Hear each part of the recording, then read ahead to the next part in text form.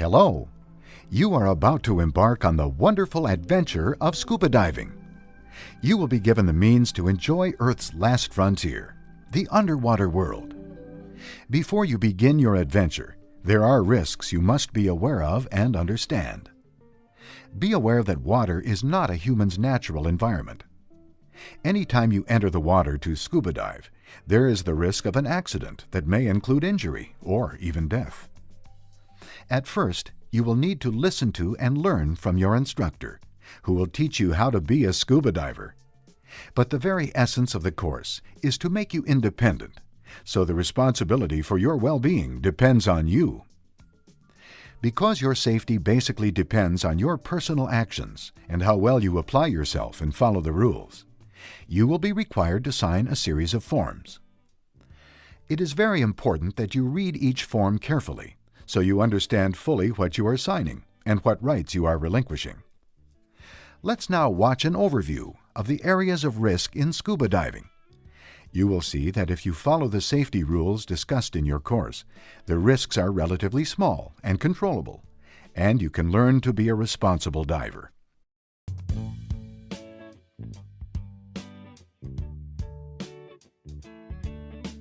Anyone who is interested in diving, has good physical and mental health, and is comfortable in the water, can learn to scuba dive. Good physical and mental fitness means good general health. You do not need to be a super athlete, but you do need to be reasonably fit, as scuba diving puts stress on both your body and your mind. There are some pre-existing medical contraindications that might disqualify you from scuba diving. To help you review this aspect of fitness, your instructor can provide you with a medical history form. Please complete it honestly. We do care about your well-being. Areas of particular concern are the circulatory and respiratory systems, air spaces, and any condition that might cause a person to pass out or lose consciousness. If there is any concern about your medical condition, you will be asked to have a medical exam by a licensed medical practitioner before participation in open water scuba activities. Substance abuse of any kind, be it alcohol, drugs, or smoking, has no place in scuba diving. If you have any problem with any of these, it is far better to deal with the problem before you take scuba lessons. A key element to your success as a scuba diver is motivation. You have to want to do it.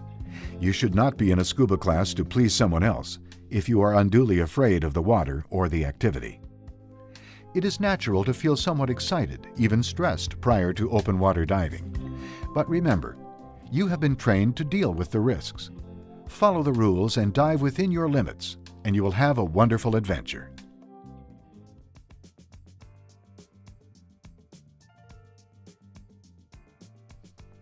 With good physical and mental fitness, you are now ready to proceed to the water aspects of scuba diving. To be a scuba diver, you need to be comfortable in the water and able to swim, but you do not need to be a great swimmer. You will be learning a whole new aquatic activity called scuba skills. There will always be some risk to scuba diving, but by being knowledgeable of that risk, you can reduce it.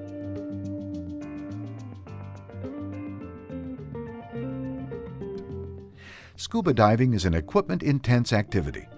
Without special equipment, we could not see, breathe, or move underwater. You need a proper, complete total diving system that fits and is adjusted for you. Purchasing a total diving system that is best for you will improve your safety and enjoyment of diving. One last but important part of diving is learning to take proper care of your total diving system after every dive to prevent the risk of injury from equipment problems or failure.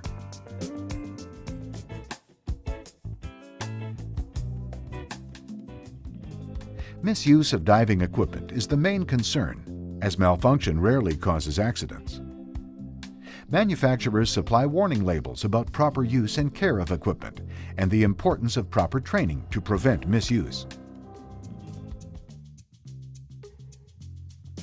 Breathing and pressure changes are also of particular importance to scuba divers. Because water weighs a great deal more than air, pressure increases rapidly as you go down and must be equalized. Your diving equipment and the skills you learn in class will prepare you to handle these pressure changes. Obviously, it is very important to have enough air to breathe underwater. Running out of air is usually a result of human error and puts a diver at great risk. Because the air you breathe is compressed and the pressure changes quickly as you go down and up, you will learn to breathe all the time and to equalize pressure in your body's air spaces, which includes the ears and sinuses. Failure to equalize with the pressure underwater may cause damage to your ears or sinuses. If you were to hold your breath and ascend, you could suffer an overexpansion injury. This is a serious injury. Remember, scuba diving does present a risk. However, by knowing what to do, you can reduce that risk.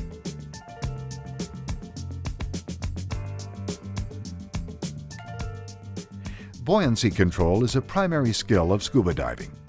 Proper use of a well-fitting buoyancy compensator, or BC, makes diving safer, easier, more comfortable, and more enjoyable.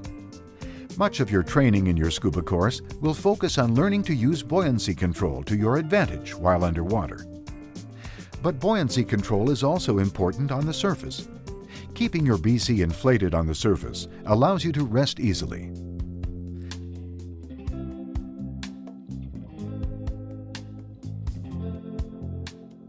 Communicating with and maintaining contact with both your instructor and dive buddy adds to the enjoyment and safety of diving. This includes following instructions and the safe rules of diving, while keeping your instructor informed of your special needs and concerns. An equally important responsibility as a diver is to not leave your dive buddy during any diving activity.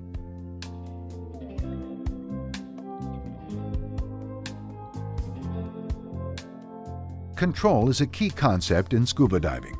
This means you are in control of your mind, body, and total diving system, so you can effectively deal with the environment, your buddy, and yourself. In diving, we talk about staying in your comfort zone by knowing your limits. This provides a margin of safety in difficult situations and helps you keep faith with the cardinal rule of all adventuresome activities: stay calm, don't panic. All of these things taken together will help you develop a level of awareness so you are ready to participate in scuba diving. You will learn to reduce risk, but it cannot be eliminated. Ultimately, you will be responsible for your own well-being and enjoyment of diving. Because you have been informed of many of the risks of scuba diving, you can now go through the details of completing the necessary forms in which you acknowledge this information. You can then begin your diving course and your exploration of the underwater world.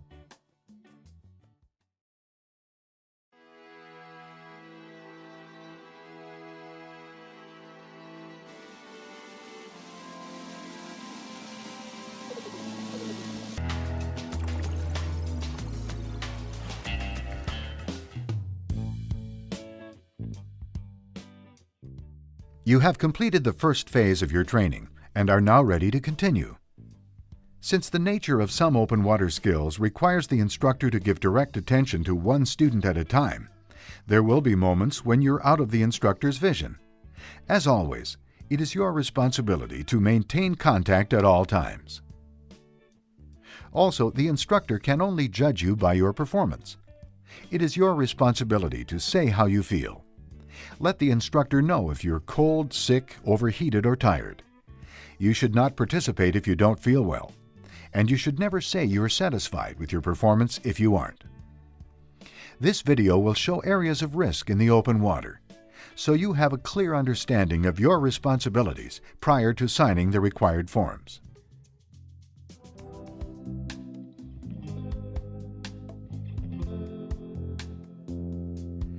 Breathing with scuba is best done in a slow, deep, relaxed manner. Breathe continuously and do not hold your breath. Swimming in a steady, slow, easy manner with neutral buoyancy will make you a more efficient diver.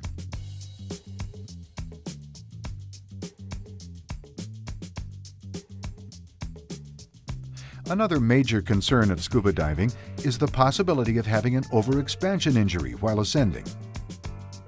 By relaxing and breathing as you control your buoyancy, you can perform a slow and easy ascent. You need to look up Reach up and proceed with care as you approach the surface. Otherwise, you might hit something, such as a boat, on the way up. Once on the surface, make your presence known to boaters.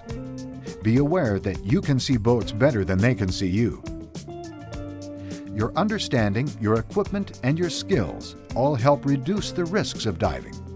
But remember that injuries can still occur.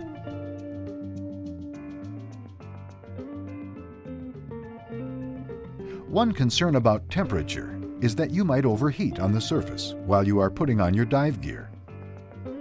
The other concern is that you may become excessively cold while underwater. Water takes away body heat 25 times faster than air. Therefore, divers need to wear the correct protective suit for the water temperature.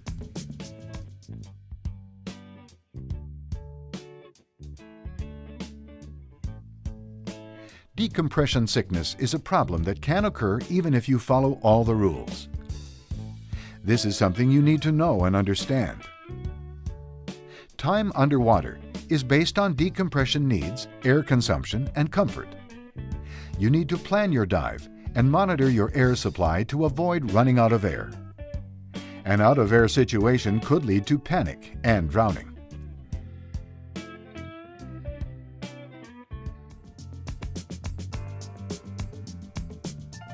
Extra care must be used as you enter or exit the water, so as not to hurt yourself or others. A rocky shoreline, surf, and currents all add up to risks of diving. Diving skills, along with a calm, relaxed approach, will help you deal with these environmental conditions. Entanglement is a problem that can be handled as long as you don't panic. Some aquatic life can be harmful, and care needs to be taken to avoid contact and to not provoke animals. The risk of diving-related injury is, of course, greater in the open water than in the swimming pool. But how you behave and relate to other divers is a key to lessening problems. You need to follow the instructions from diving leaders and follow the safe rules of diving. It is your responsibility to maintain both buddy and instructor contact during open water training dives. At the same time, only do those things to and with your buddy that you are comfortable with. You need to stay within your comfort zone. Keep your instructor informed of your needs, wishes, and concerns. The whole process of instruction will therefore go far better. Remember, the instructor only knows how you look, not how you feel. Stress is a normal and expected part of scuba diving. You need to control it to be able to solve problems while in the water. By developing a higher level of awareness of yourself, your buddy, your skills, your total diving system, and the environment, you will be a better and safer diver. By putting all these ideas together with your training, you will be ready to dive in open water. Risk is a part of life. Activities that add adventure to our lives also add risks, yet most recreational divers enjoy scuba diving without ever having an injury. At the same time, no one can guarantee that you will never have an accident. Scuba diving is an extremely interesting and enjoyable recreational activity. With the information provided here, your diving instruction, and a thinking approach to scuba diving, you can have exciting adventures with a known and controllable degree of risk. Now that you have been informed of the risks of scuba diving, you can go through the details of completing the necessary forms in which you acknowledge this information, so that you can proceed with your diving activities.